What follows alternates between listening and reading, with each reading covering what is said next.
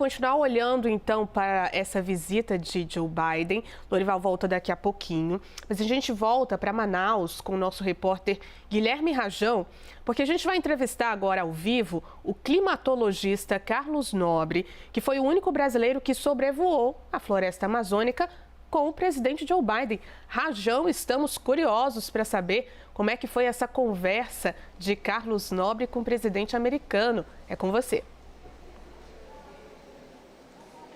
Todos nós, Ju, vamos descobrir juntos como foi esse momento, né? Foram 25 minutos de sobrevoo pela floresta amazônica do presidente Joe Biden, secretário, né, do clima dos Estados Unidos, e o nosso brasileiro, né, o nosso pesquisador da USP, professor Carlos Nobre, ele que é presidente do painel científico para a Amazônia, o único brasileiro que esteve, então, juntamente com o presidente Joe Biden nesse sobrevoo à floresta amazônica, um nome extremamente conhecido, né, em todo o mundo, professor que inclusive em 2007 integrou o grupo que ganhou o Nobel da Paz, dentro de uma pesquisa muito importante, né, que certamente colaborou e colabora muito com o clima, com o nosso meio ambiente. Nós vamos conversar agora com o professor para saber um pouquinho, né, sobre como foi esse passeio com o presidente dos Estados Unidos, um passeio, mas que na verdade tem todo um significado importante para a floresta amazônica, para o mundo, porque a gente costuma dizer, e o presidente mesmo já disse isso algumas vezes, né,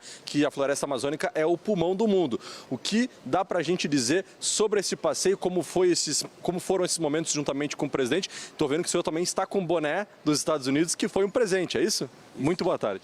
Boa tarde. Foi isso aqui o presente do presidente Biden. Foi vamos dizer assim, uma viagem de 25 minutos de helicóptero muito importante, porque esse foi o primeiro presidente ativo, né, que está no poder, que veio conhecer a Amazônia.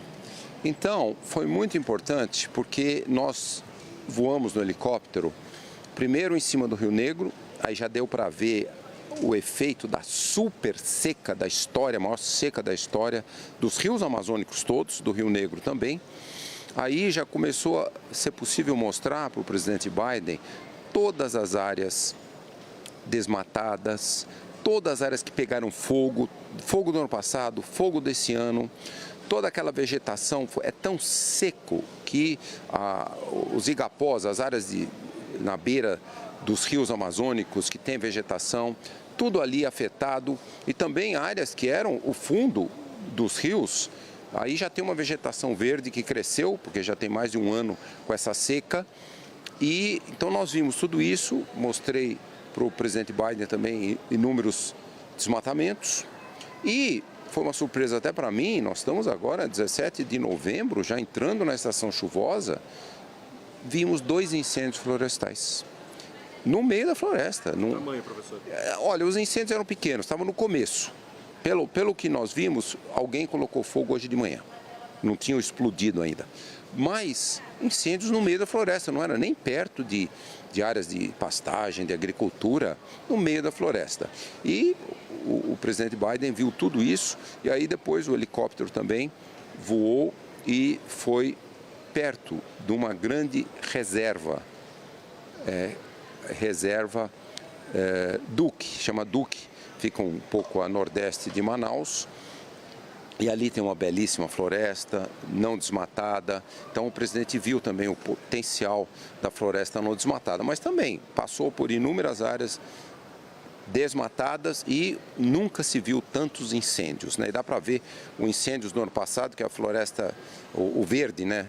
As plantas já estão nascendo no solo, mas as árvores todas morrendo ou mortas. Então o presidente ficou muito impressionado com o que aconteceu, e eu expliquei para o presidente que a maioria dos incêndios, infelizmente, foram humanos, foram incêndios criminosos, mas a seca é uma seca da mudança climática global. Nós tivemos a maior seca da história da Amazônia, e eu comentei com o presidente Biden os desafios, né? A COP29, mesmo as reuniões amanhã e depois do G20 no Rio de Janeiro, mas a COP29 tem que ser muito mais ambiciosa do que está sendo, e depois a COP30, conversei isso com com o presidente Biden, vai ser a COP mais importante do mundo, porque nós vamos ter que acelerar a redução das emissões muito mais do que nós pensávamos lá no Acordo de Paris. Então o presidente Biden prestou atenção nisso e também ele defendeu muito a preservação da Amazônia e depois lá no museu aqui, no MUSA, ele fez um belíssimo discurso que ele anunciou um monte de financiamentos dos Estados Unidos para restauração florestal, proteção dos povos indígenas, quilombolas e ribeirinhos. Então, uma série de investimentos que os Estados Unidos estão fazendo, inclusive doações, bilhões e bilhões de dólares. Então, foi muito positivo esse comprometimento do presidente Biden, torcendo para que ele continue. Foram 11 bilhões de dólares anunciados por ano, a partir já de 2024, para financiamento de assuntos climáticos, né? Para assuntos climáticos. 50 milhões por Fundo Amazônia. Fundo Amazônia, então, todos esses anúncios foram feitos. Um investimento, lógico, para combater a emergência climática, a gente precisa de, como os países todos estão dizendo, países em desenvolvimento, nós temos centenas de bilhões de dólares por ano.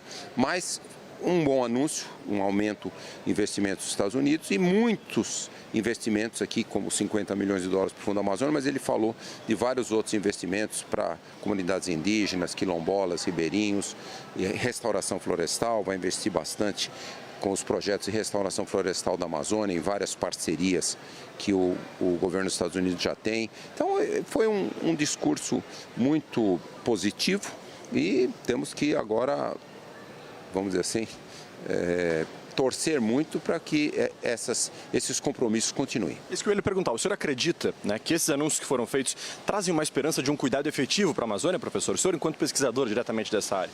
Olha, é bom ter um país como os Estados Unidos muito interessado em nós buscarmos as soluções baseadas na natureza. O próprio presidente falou, soluções baseadas na natureza.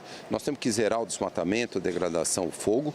Nós temos que criar gigantescos projetos de restauração florestal em toda a Amazônia, em áreas super desmatadas, degradadas. E nós temos também, isso eu contei para o presidente, né, que o maior potencial econômico da Amazônia são os produtos da biodiversidade. Não é tirar a floresta e ter o boi lá, não é. A pecuária tem um rendimento baixíssimo na Amazônia, a soja um rendimento maior, mas ainda assim muito mais baixo do que as cooperativas que têm sistemas agroflorestais, mais de 50 produtos da biodiversidade. Então, também eu relatei isso ao presidente Biden e ele concordou totalmente. Professor, nossa apresentadora e analista política Juliana Lopes também quer fazer um questionamento. Ju, pode ficar à vontade, eu repasso aqui a pergunta para o professor Carlos Nobre.